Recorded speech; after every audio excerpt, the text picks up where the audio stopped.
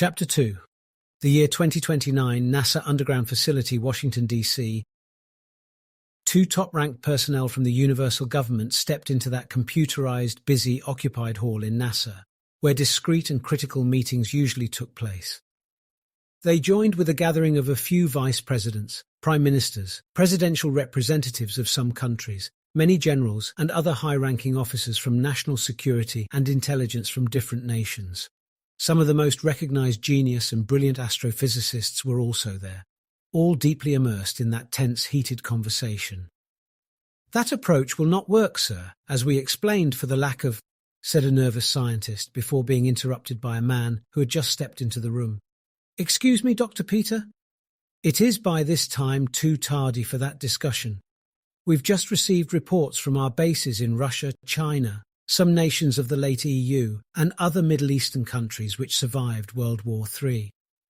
Some of which detected harmful emissions from this asteroid, causing radiation levels to rise again to the critical threshold, which we barely overpassed 3 years ago.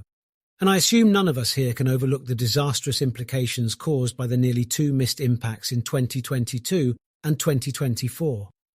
The man, who was no one but the Universal Prime Minister himself, said firmly that a few seconds elapsed before anyone could even have the courage to take a loud breath.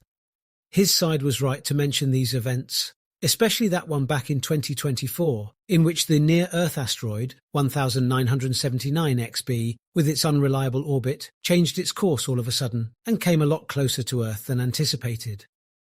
Once again, Dr. Peter said with an even firmer voice than the Prime Minister's, "With my due respect, sir, as announced earlier today, Apophis has barely missed an imminent collision with Venus, which was our last hope after it slightly started changing its course, unexpectedly, like 1979 XB, over the past few years.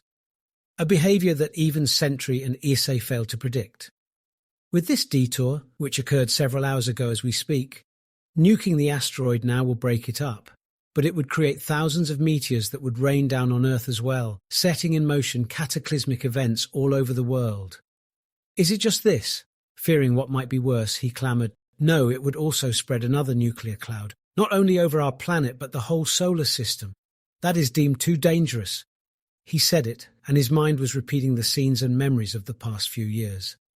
The apocalyptic world war that broke out after the controversial outbreak of the COVID-19 pandemic, followed by the Russian-Ukrainian conflict and the rise of the Eastern powers led by the Chinese as the most prominent economy and power afterward.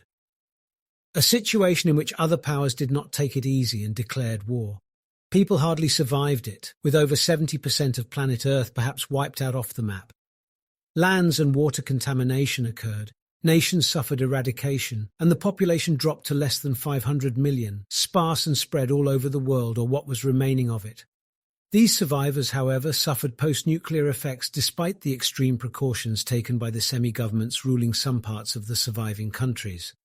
They used shelters built long before as a precaution, or probably a preparation, in case such incidents should happen, one of which was this underground facility.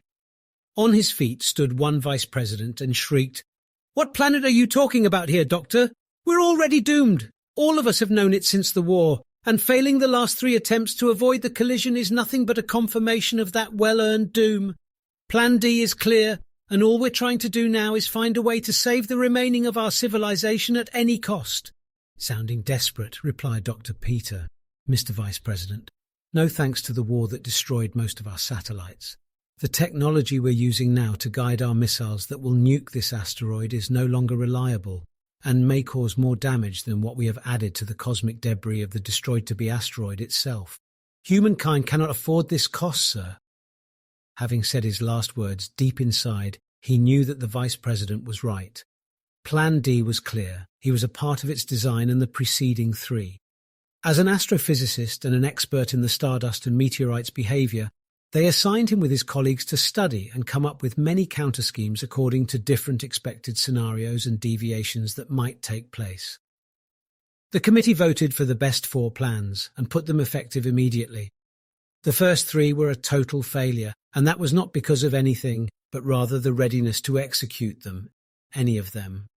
The asteroid Apophis, ironically named after an Egyptian god of chaos, was a 375 meters wide body orbiting the Sun. Its orbit occupied the zone between Venus and Earth and extended past the latter's orbit towards Mars in a small part, in which it flew next to Earth at one point and crossed with its path at another. Experts repeatedly studied Apophis for its near-Earth regular harmless cruising, closest of which was supposed to occur in that year, that is, 2029. It had an expected close shave blazing past the planet at about 31,000 kilometers above its surface. That was within the range of some of our spacecrafts that orbit Earth and less than a tenth of the distance to the Moon. So far, it was a non-hostile near-Earth object, not until soon when it started misbehaving. Instead of just a close flyby, its course rapidly changed, threatening both Venus and Earth with an imminent collision, with the force of 15,000 nuclear weapons detonating simultaneously, with repercussions that remain unforeseeable. Despite all the telescopes, space stations and shuttles that spread all over the solar system and beyond, none of them ever predicted these calamities. The hypothesis of a collision that would occur with Apophis in the year 2035, that is, 6 years later, was ruled out according to the latest studies by NASA itself in the last decade. And even should that possibility be valid, we assumed, by which time we would be able to act effectively with some pre-designed schemas, be it through a preemptive strike or a corrective one. But having to put our premature schemes and plans with the still experimental technologies into action earlier than we envisioned took us nowhere but to total failure to contain the situation, to simplify what happened to cause that deviation to the predicted path, expediting the doom of our planet. No one could say. Theories have risen. Studies tried to understand the concurrent events at least and quickly spread, though none of our experts has ever scientifically proven any of which, and they all remain just speculations. Something still needed to be confirmed. One of the most crucial and effective plans was that of DART and Hera, as believed, which were conceived together as part of the International Asteroid Impact Deflection Assessment experiment carried out by NASA and ESA, respectively, as a cooperation for the achievement of a planetary defense initiative.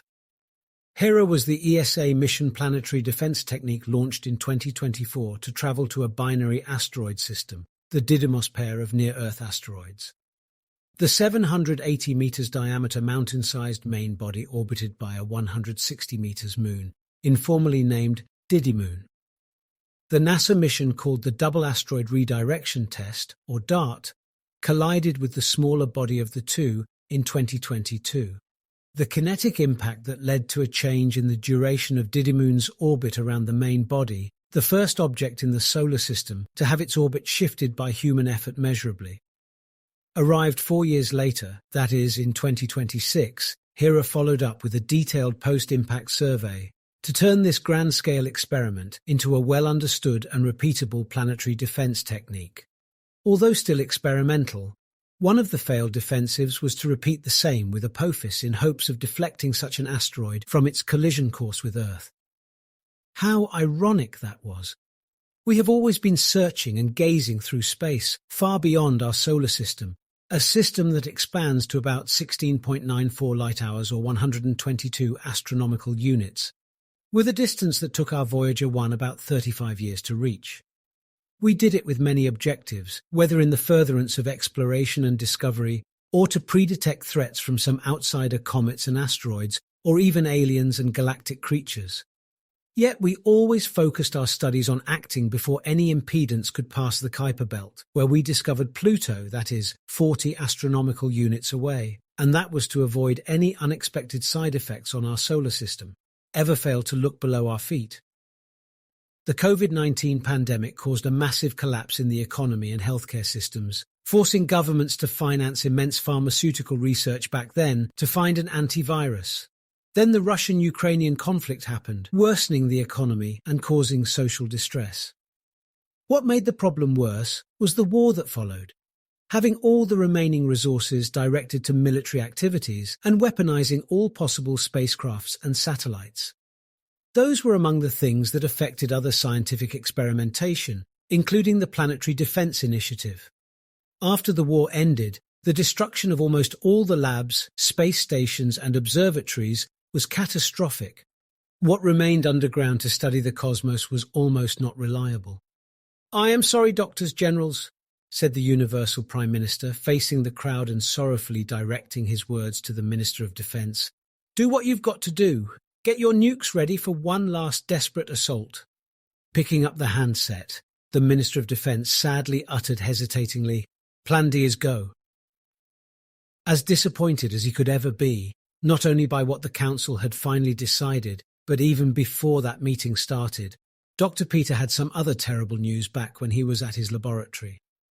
He moved quietly and slowly to one corner of that enormous hall, holding his cellular phone in his hand while anxiously looking up a certain number saved on his contacts list.